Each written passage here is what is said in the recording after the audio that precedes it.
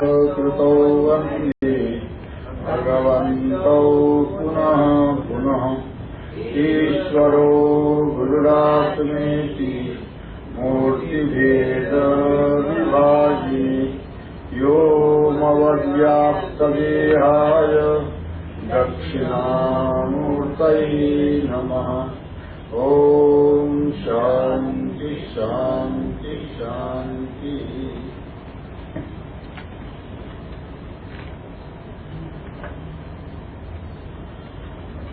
गीता का 6 अध्याय का 14 नंबर का श्लोक निकालो।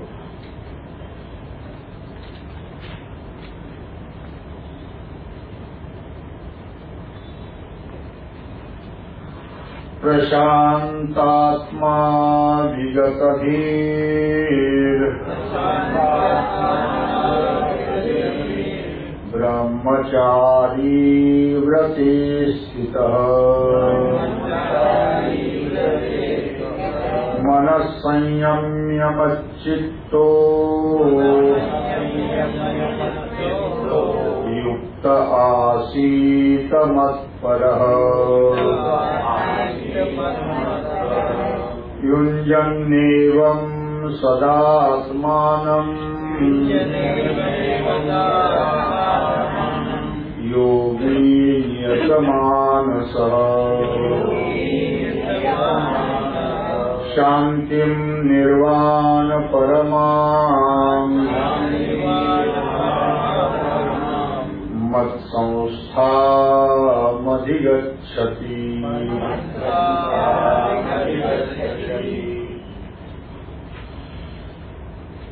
ये विचार चल रहा है कि आत्मा का ब्रह्म के रूप से जो अनुभव है, जो ज्ञान है, उस ज्ञान को हम कैसा प्राप्त कर सकते हैं। इसलिए भगवान अर्जुन को उस ज्ञान के प्राप्ति के साधन बता रहे हैं। ज्ञान के प्राप्ति की हर जीव के जीवन में अत्यंत आवश्यकता है, क्योंकि इस साक्षात अपरोक्ष ज्ञान के बिना जो अनादिकाल की जो अविद्या है, अज्ञान है, स्वस्वरूप का, उसकी निवृत्ति नहीं हो सकती है। और जब तक अविद्या की निवृत्ति नहीं होती है, तब तक दुख की आत्यंतिक निवृत्ति भी नहीं हो सकती है, क्योंकि संपूर्ण दुखों की जड़ हमारे जीवन में अज्ञान है।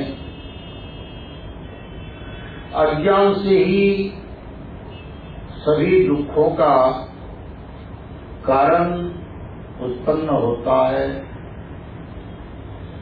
उस कारण का भी महाकारण स्वस्वरूपात ज्ञान है। और वो भी कौन सा? अज्ञान भी 2 प्रकार का होता है। अविद्या भी 2 प्रकार की है, स्थूला विद्या और मूला विद्या। स्थूला विद्या गुणात्मिका है, सत्व रज तम, और मूला विद्या शुद्ध रूपा है। मूला विद्या का आश्रय करके स्थूला विद्या का नाश किया जाता है।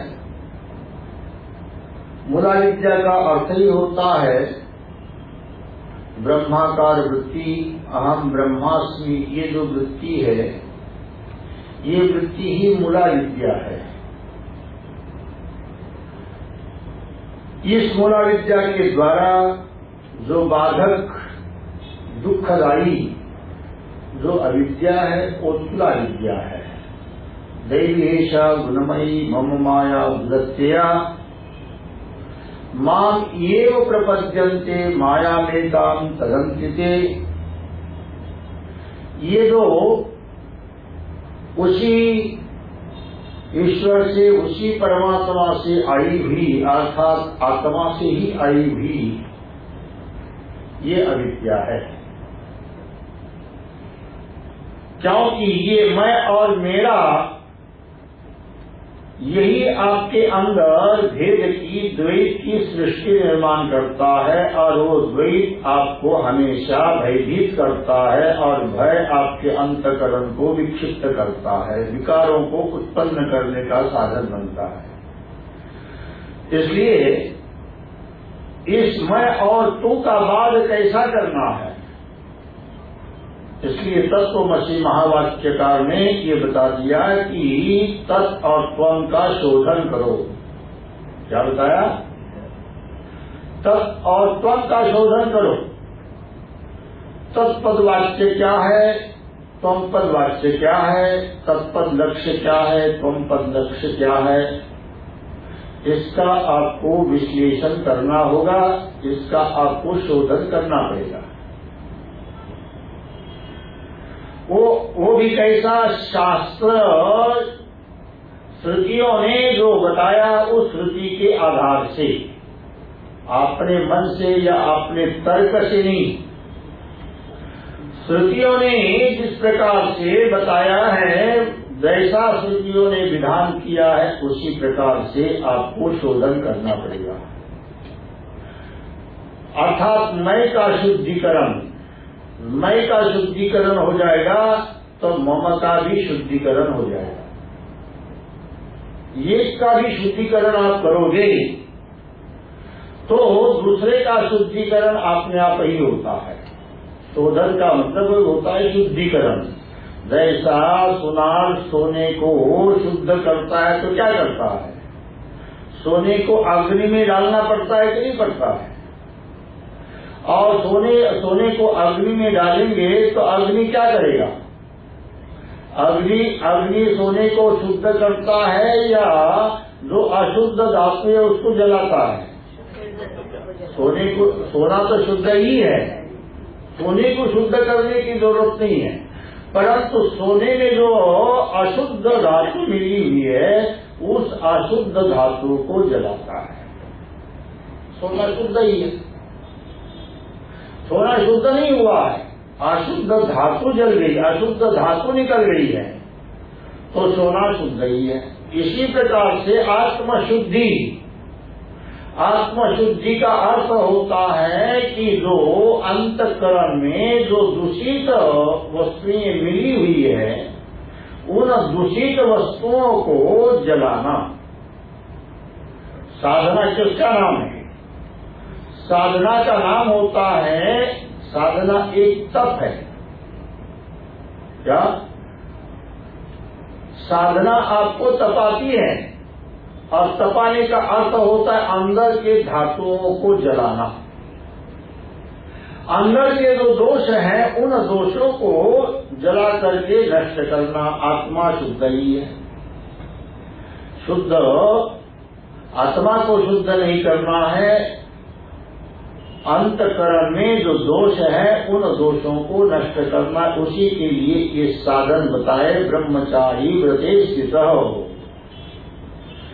उसके लिए ब्रह्मचर्य तप है। तप क्या? ब्रह्मचर्य क्या है? तप। अर्थात इस तप में सभी इंद्रियों का अत्यंत निग्रह है। गृहे पंचेन्द्रिय निग्रह तप। ये घर में ही रहकर, अर्थात घर मतलब ये ईंट पत्थरों का घर नहीं, आपने ही देह में रहकर, देह ही क्या है? घर है तुम्हारा।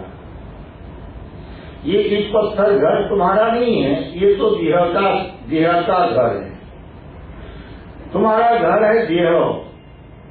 इसी देह में रह करके इन इंद्रियों का जो निग्रह है, ये निग्रह आपको, ये निग्रह तप है, और ये तप आपको क्या करता है? शुद्ध करता है। अर्थात आपके अंदर जो अशुद्ध वस्तुएं मिली हुई है, अशुद्ध वस्तु क्या है? ये दो ही वस्तु अशुद्ध है, मैं और मम। मूल जो है यही आपको अशुद्ध बनाने वाला है।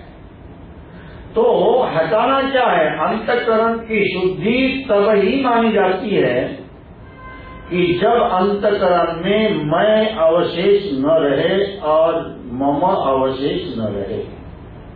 किसी के विषय में भी ममत्व और अहमत्व न आ जाए। इनको शुद्ध करने के लिए ये ब्रह्मचारी व्रत है। क्योंकि वृत्ति ब्रह्म में जाएगी, व्यापकता में जाएगी तो परिच्छिन्नता समाप्त होगी। आपका अहम भी परिच्छिन्न है और मम भी परिच्छिन्न है। अर्थात परिच्छिन्नता को नष्ट करने के लिए ये साधन है। और फिर मन संयम्य मच्चित्तो युक्त आसीत मत्परः, मन का संयमन करना अर्थात मन को अंदर ही अंदर निग्रहित करना, अपने अधीन करना। ये मन आपके अधीन कब होगा? ये रोकने से आपके अधीन नहीं होता है, ध्यान रखो। प्रतिबंध करने से या बांधने से ये आपके अधीन होने वाला नहीं है। इसको अधीन करने का उपाय, चाहे आप कितना भी नाम जप कर लो, चाहे वो जितना भी पूजा पाठ कर लो, जितना भी दान धर्म करो, चाहे जितना भी तुम साधन करोगे, योग करोगे, कुछ भी करोगे, वृत्तियों का निरोध हो जाएगा, परंतु मन का निरोध, मन तुम्हारे अधीन नहीं होगा। मन को अधीन करने का उपाय केवल एक ही है। इस मन को जानो कि मन क्या है और मन सत्य है कि असत्य है। मन के स्वरूप का यदि आपको बोध होता है और मन को यदि आप जान लेते हैं तो मन को जानने से मन के अंदर जो सत्यपना है ये सत्यपना निकल जाएगा। और सत्यपना निकल जाएगा तो मन अर्थात जो असत है, असत में जो सतपना है वो सतपना निकल जाएगा तो मन आपके आगे होगा। फिर मन आपको छोड़कर, क्योंकि मन का वास्तविक अस्तित्व कुछ है ही नहीं। क्या? वास्तविक मन नाम की कोई चीज नहीं है। जब अविद्या ही कोई चीज नहीं है तो अविद्या का कार्य मन क्या हो सकता है? परंतु हमने मान लिया है और मान करके उसी से ही हम परेशान हो रहे हैं। अब ये मान लो कि आप बादलों का निग्रह करोगे तो क्या बादलों का निग्रह वास्तविक होगा क्या? हा?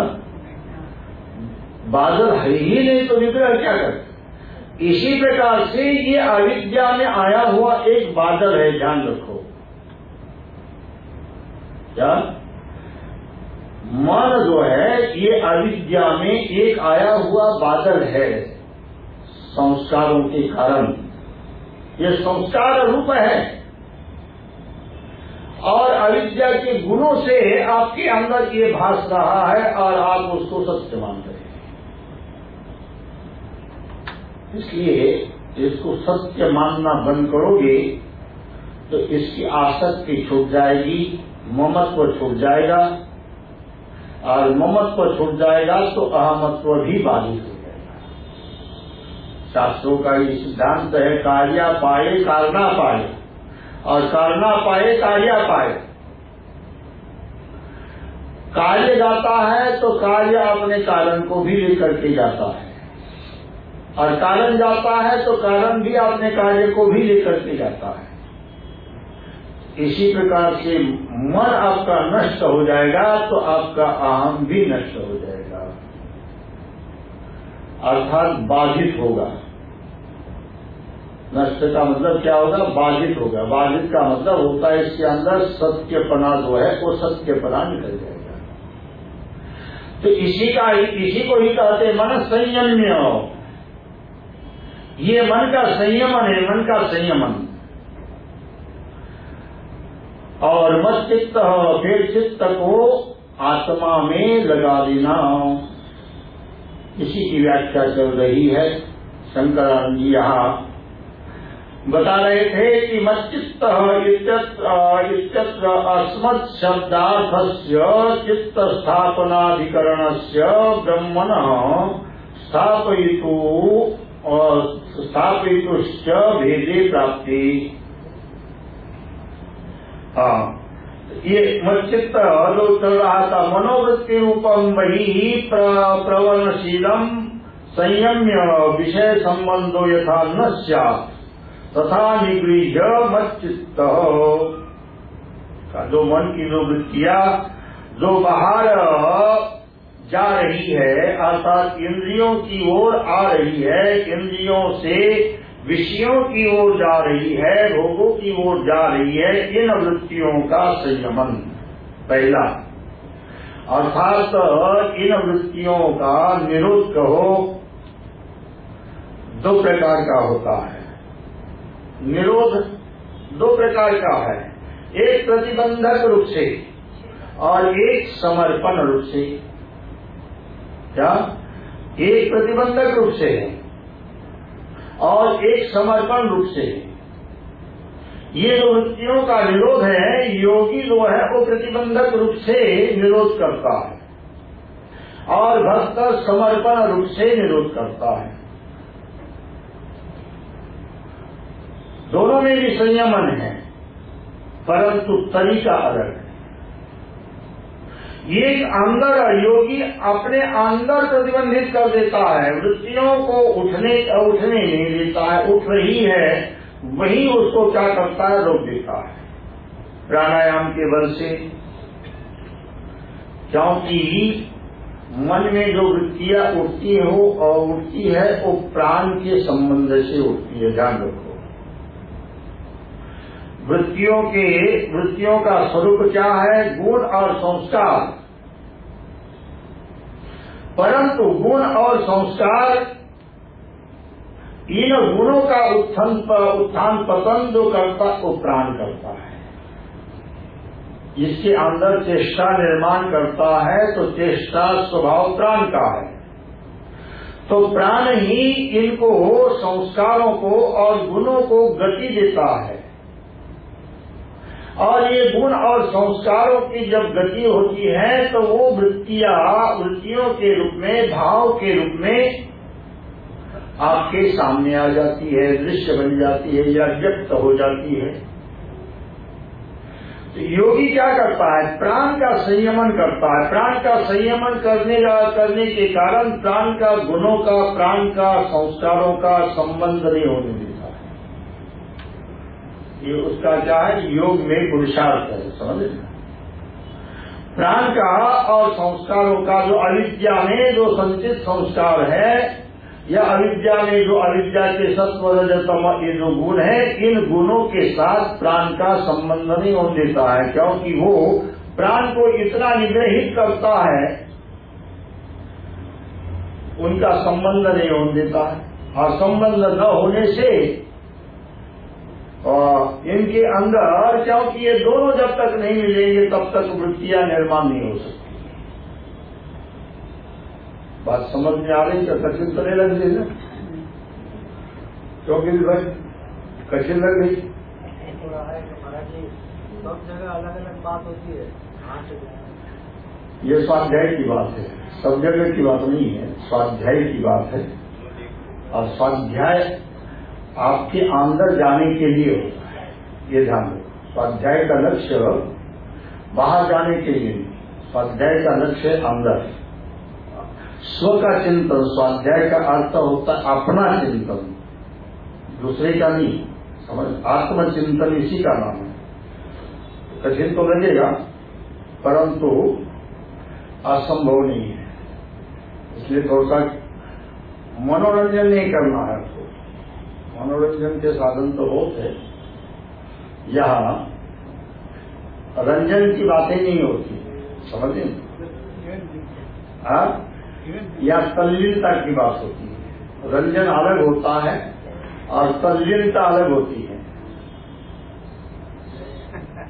समझ यहाँ तल्लीनता अर्थात अपने वृत्तियों को आत्मा में ले जाना है, आत्मा में स्थिर करना है। उसमें जो आने वाले प्रतिबंधक है उन प्रतिबंधकों के विषय में बताया जाता है। प्रतिबंधक नहीं हटाओगे तो संभव नहीं।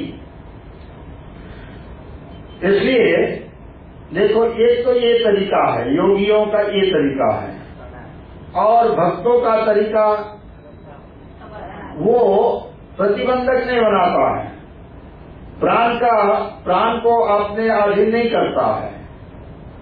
प्राण की देशी गति चल रही है, कोई उसमें रुकावट नहीं डालता है।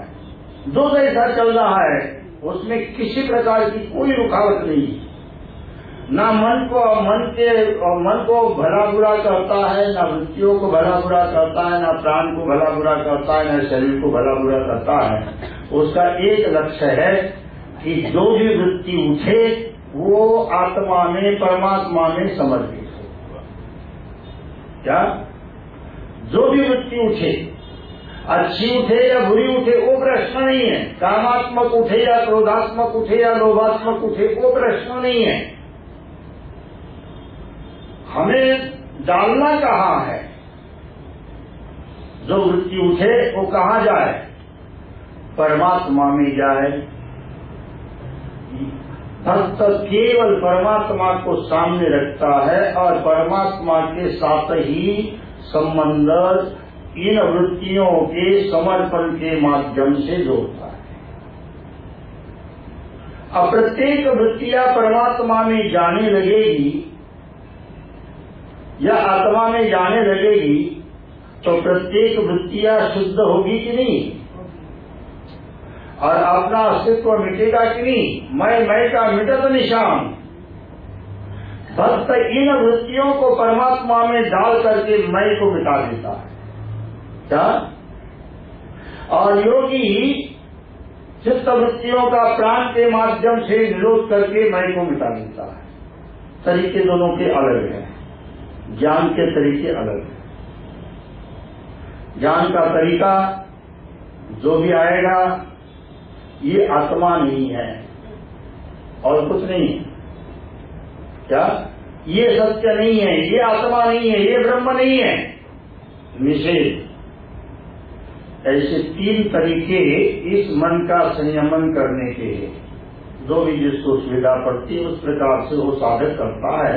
लक्ष्य एक ही है, लक्ष्य में भेद नहीं है। इसलिए आशीत मत्पर युक्त आशीत मत्पर, इस प्रकार से युक्त होकर के आपने आसन पर चुपचाप बैठे, कुछ करे नहीं।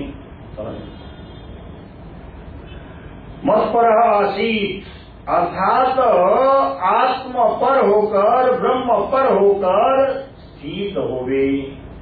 यही बात यहाँ शंकरानंद जी भी यहाँ बता रहे हैं कि प्रवणशीलम संयम्य विषय संबंधो यथा न स्यात् तथा निगृह्य, अर्थात इनका संबंध विषयों के साथ न हो, और जैसा नहीं होता उसी प्रकार से उनका निग्रह करके मच्चित्त मयि बुद्धि तद्वृत्ति साक्षिणी चिदेक रसे प्रत्यक्ष रूपे ब्रह्मणि चित्तम यस्य समच्चित्त। शंकरानंद जी ज्ञान मार्ग के दृष्टि से यहाँ स्पष्ट कर रहे हैं।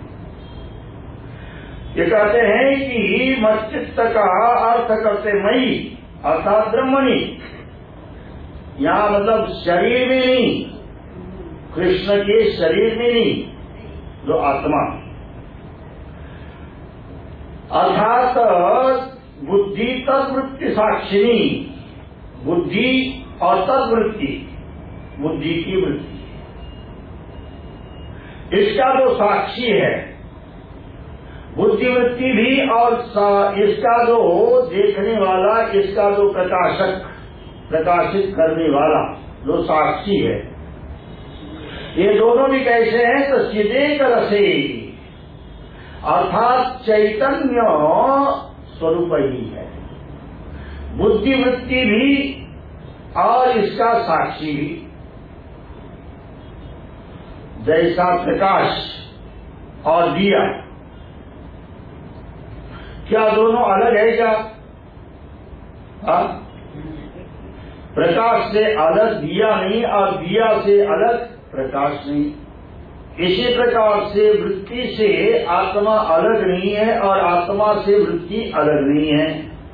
चेतन से वृत्ति अलग नहीं है और वृत्ति से चेतन अलग नहीं है। ये चिदेक रसे अर्थात ये चैतन्य ही एक रूप है।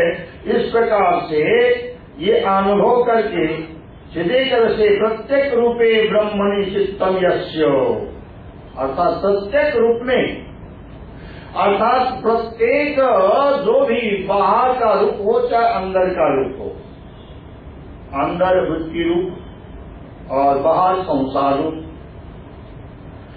इन सभी में अंदर और बाहर एक रूपता आना चाहिए। इसलिए कह रहे हैं कि प्रत्येक रूपे ब्रह्मणि, प्रत्येक रूप ब्रह्म का है या ब्रह्म में ही है।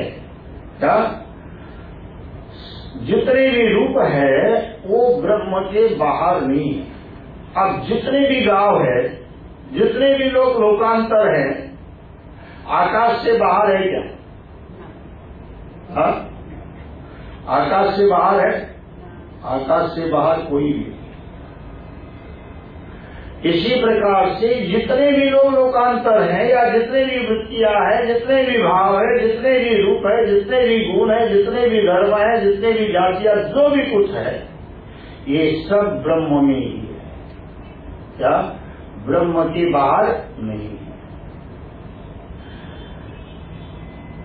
तो ब्रह्मणि चित्तम यस्य समचित्त, तो जिसका रूप में चित्त नहीं है, ब्रह्म में है, अधिष्ठान में चित्त है, अध्यस्त में नहीं। ये सब ब्रह्म में क्या है? अध्यस्त है। अध्यस्त में और अधिष्ठान में अंतर एक नहीं है। अध्यस्त का कोई आधार होता है। अध्यस्त का आधार अज्ञान है। इसका अर्थ है कि सब अध्यस्त जो वृत्तियां हैं वो अज्ञान रूपा है और अज्ञान का प्रकाशक अधिष्ठान होता है। जो आधार है उस आधार का प्रकाशक अधिष्ठान होता है। आधार को धारण करने वाला, आधार को प्रकाशित करने वाला अधिष्ठान होता है, परंतु अधिष्ठान को प्रकाशित करने वाला दूसरा कोई अधिष्ठान नहीं होता। अधिष्ठान का अधिष्ठान नहीं होता है तो दृष्टा का दृष्टा नहीं होता है, स्वयं प्रकाश। तो इस प्रकार से कह रहे हैं कि उसमें जिसका चित्त है उसको मच्चित्त कहा जाता है। और दूसरी बात है कि बहिर्गच्छत् चित्तम मयि सम्यक स्थापयित्वा इत्यर्थ, अर्थात जो बाहर जाने वाला जो चित्त है उस चित्त को आत्मा में अच्छी प्रकार से स्थापित करना, यही इसका क्या है? तात्पर्य है। मच्चित्त इत्यत्र अस्मात् शब्दार्थस्य चित्त स्थापन अधिकरणस्य ब्रह्मण स्थापयितुश्च भेदे प्राप्ति। मच्चित्त का इसमें जो मच्चित्त, ये जो शब्द है इसमें अस्मत् शब्दार्थस्य, जो अस्मत् शब्द है, अस्मत् ये सर्वनाम अर्थात अहम, क्या?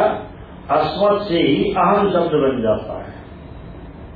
तो अस्मत् शब्द का जो अर्थ है वो यहाँ चित्त स्थापन अधिकरणस्य ब्रह्मण, अर्थात चित्त को जहाँ स्थापन करना है उसका जो अधिकरण, जो ब्रह्म है, वो ब्रह्म इस अस्मत् शब्द का अर्थ लेना चाहिए। अर्थात मई का कि नहीं भगवान ने मत चित्त, अर्थात मेरे में चित्त को स्थिर कर। यहाँ अस्मत् शब्द का शब्दार्थ वाच्यार्थ अलग है, परंतु यह लक्ष्यार्थ ग्रहण करने के लिए कहा है। अर्थात जो आत्मा है, जो ब्रह्म है, क्योंकि चित्त को स्थापन कहाँ करना है? अविद्या में नहीं करना है। अविद्या के पीछे जो अधिष्ठान रूप जो ब्रह्म है, ध्यान रखो। चित्त अविद्यामय है, परंतु उस अविद्या को जब जैसा आप मकान की खिड़कियां खोलते हो, किस लिए खोलते हो? मकान की खिड़कियां खोलते हो तो किसके लिए खोलते हो? हवा आने के लिए या अंधकार को प्रकाशमय बनाने के लिए? बोलो। अंधकार है, घर के अंदर अंधकार है तो वो अंधकार आपको भय देता है कि नहीं देता है? उस भय से मुक्त होने के लिए क्या करते हो? अंधकार को प्रकाशमय बनाते हो कि नहीं? किससे बनाते हो? खिड़कियां खोलकर। खिड़कियां खोलना अंधकार को प्रकाशमय बनाने का साधन है। भगाते हैं क्या? अंधकार को भगाते हैं खिड़कियां खोल करके? आपको मालूम है कि खिड़कियां खोल दिया तो अंधकार अपने आप ही प्रकाश बन जाता है। अंधकार प्रकाश में लीन हो जाता है। बस यही तरीका यहां समझ। हवा तो आएगी, परंतु हवा का उद्देश्य, क्योंकि तुम वहां हवा न होने से भयभीत नहीं हो रहे हैं, अंधकार से भयभीत हो रहे हैं। ध्यान रखो, हवा न होने से आप भयभीत नहीं हो रहे हैं। आपको डर किससे लग रहा है? अंधकार से लग रहा है। और अंधकार का डर बिना प्रकाश से भागा जाएगा क्या? अंधकार का डर जो है प्रकाश के बिना भाग नहीं सकता है। इसी प्रकार से यहाँ अविद्या को भगाना होगा तो प्रकाश लाना पड़ेगा कि नहीं? आत्मा के प्रकाश को लाना पड़ेगा। तो आत्मा का प्रकाश कैसा आएगा? तो इसी तरीके से आएगा। तो यहाँ कह रहे हैं कि चित्त स्थापनाधिकरण से ब्रह्मण स्थापयितुश्च भेदे भेदे प्राप्ति। तो इस प्रकार से उस अधिकरण में चित्त को स्थापन करे और भेद जो प्राप्त है उस भेद से मुक्त हो। करें कि उदरम अंतरम कुरुते अथ तस्य भयम भवति। कहा कि उदरम अंतरम, उदर का अर्थ अंतर, अंतर का मतलब अंदर। जो अंतरम कुरुते अर्थात अंतर का मतलब भेद, भेद अंदर जो भेद है, या अंदर जो भेद है कि मैं ध्यान कर रहा हूं, क्या आपके अंदर मैं ध्यान कर रहा हूं, ऐसा आपके अंदर भाव आ गया तो ये भाव क्या करता है? भेद की सिद्धि करता है। क्या करता है? भेद की सिद्धि करता है। क्योंकि मैं आ गया तो मैं सापेक्ष भाव है। ध्यान रखो, तू के बिना मैं नहीं होता है। क्या? यदि तू नहीं है तो मैं भी नहीं, और मैं है तो तू भी है। ये सापेक्ष भाव। तो इस प्रकार से आपको जब ये हो रहा है वो उदरम अंतरम कुरुते, अर्थात जो तुम भेद कर रहे हो ये भेद ही भय को देता है, भयभीत करता है। मैं आपके अंदर है तो आप भयभीत है, द्वैत है। भय का अर्थ होता है द्वैत। ध्यान रखो, भेद। इति श्रवणात् भेददर्शिनो मुक्ति न संभवती। शंकरानंद जी कहते हैं कि इस प्रकार से जो भेददर्शी है, जो भेद देखता है, वो कभी भी मुक्त नहीं हो सकता है। क्या? जो भेद देख रहा है वो भेद देखने वाला कभी भी मुक्त नहीं हो सकता है, अर्थात आनंदित नहीं हो सकता है। दुख की आत्यंतिक निवृत्ति नहीं हो सकती है। भय है तो दुख है, अविद्या है, भेद है तो अविद्या है, और अविद्या है तो दुख है, और दुख है तो सुख नहीं। स्पष्ट भाव होगा जी। तो कहने का तात्पर्य कि मुक्ति न संभवती ततो ध्याता ब्रह्म एव अहम इति स्वम ब्रह्म अभिन्नम भावे। इसलिए कह रहे हैं कि जो ध्याता है अर्थात ध्यान करने वाला, जो चिंतन करने वाला, जो इस प्रकार से भावना करे, इस प्रकार से चिंतन करे कि ब्रह्म एव अहम, अर्थात मैं ही ब्रह्म हूं। क्या जो भक्ति के सिद्धांत में भी है, भक्ति तभी होती है देव भूतवा देव विजेत। भक्ति का सिद्धांत में भी पहला तुम दिव्य बनो, देव बनो और फिर देव की पूजा करो। तुम संसारी बनकर के देव की पूजा करोगे या देवी बनकर के या और कुछ बन करके पूजा करोगे तो ये पूजा जो है वो ज्ञान को उत्पन्न नहीं कर सकती है। हाँ, पुण्य को उत्पन्न कर सकती है, भोगों को उत्पन्न कर सकती है, लोक लोकांतरों की प्राप्ति तुम्हें अच्छी हो सकती है, उत्तम शरणों की प्राप्ति तुम्हें मिल सकती है, परंतु ज्ञान उत्पन्न नहीं कर सकती। और भक्ति ज्ञान के लिए की जाती है और ज्ञान भेद को नष्ट करने के लिए किया जाता है। इसलिए यहाँ कह रहे हैं कि इस प्रकार से क्या भावना करे, शुरुआत ही हमारा यहाँ से होना चाहिए कि मैं ही ब्रह्म हूँ, अपने को ही ब्रह्म जान करके अपना ही चिंतन करें। भेद रूप से चिंतन नहीं, अभेद रूप से कह रहे हैं कि ब्रह्म एव अहमिति स्वम ब्रह्म अभिन्नम भावेत, अर्थात अपने को ब्रह्म से अभिन्न रूप से भावना करे।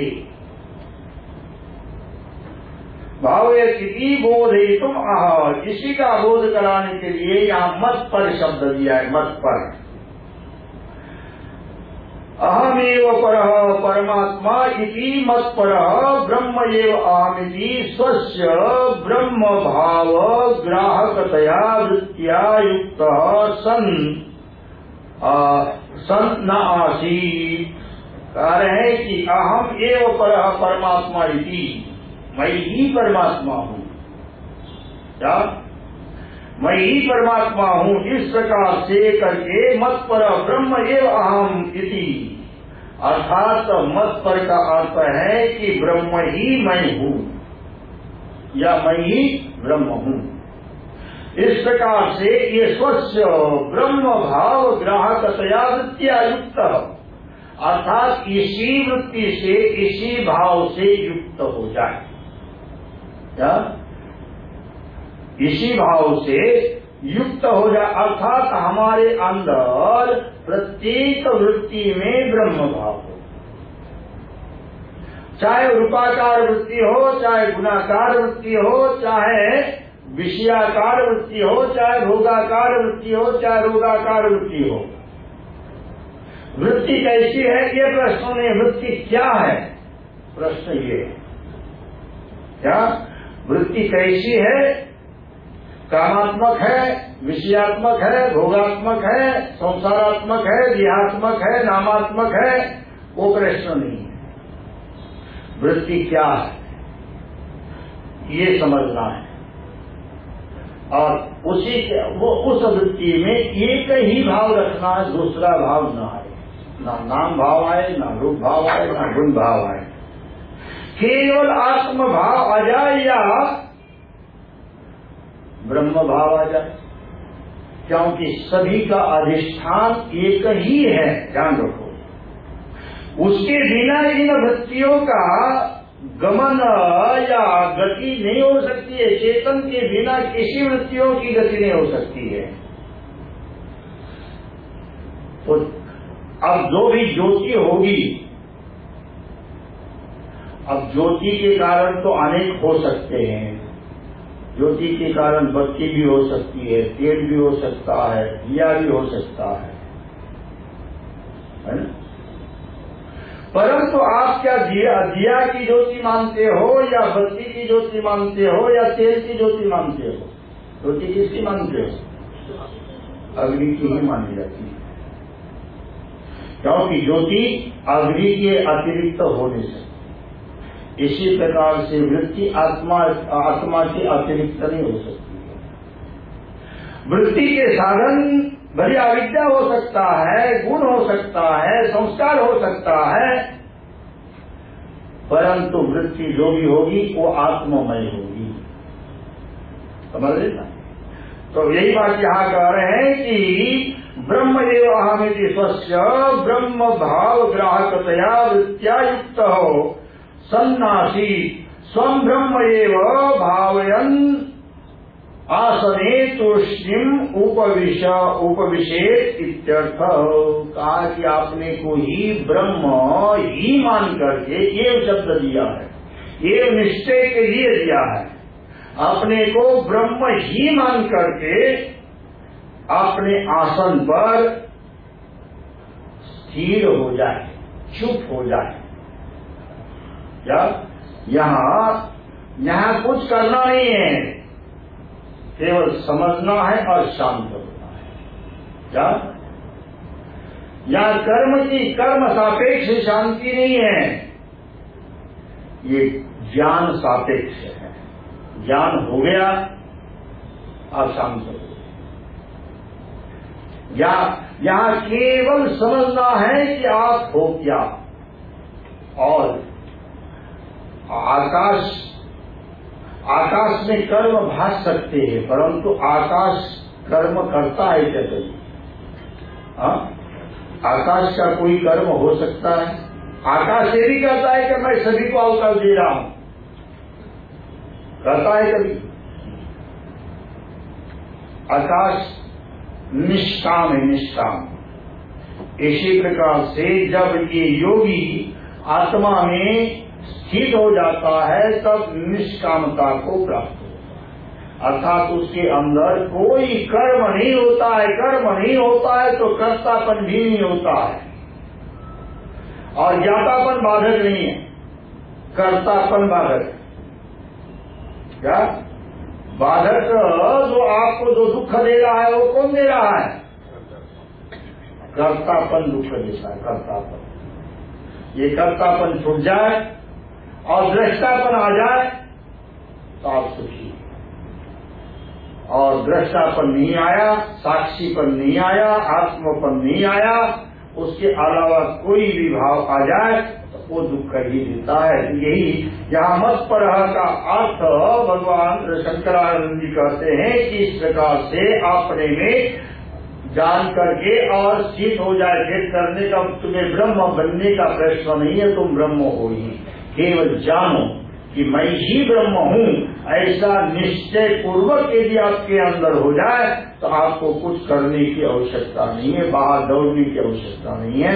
इसी को आगे भगवान इस श्लोक के द्वारा और बताते हैं कि युञ्जन् एवं सदात्मानं योगी नियत मानस शांतिम निर्वाण परमाम मत संस्था अधिगच्छति। बड़ा सुंदर श्लोक है, बहुत गहरा श्लोक है। ओम पूर्णमदः पूर्णमिदं पूर्णात् पूर्णमुदच्यते पूर्णस्य पूर्णमादाय पूर्णमेवावशिष्यते। ओम शांति शांति शांति। शंकरं शंकराचार्यं केशवं बादरायणं सूत्रभाष्यकृतो वन्दे भगवन्तो पुनः पुनः ईश्वरो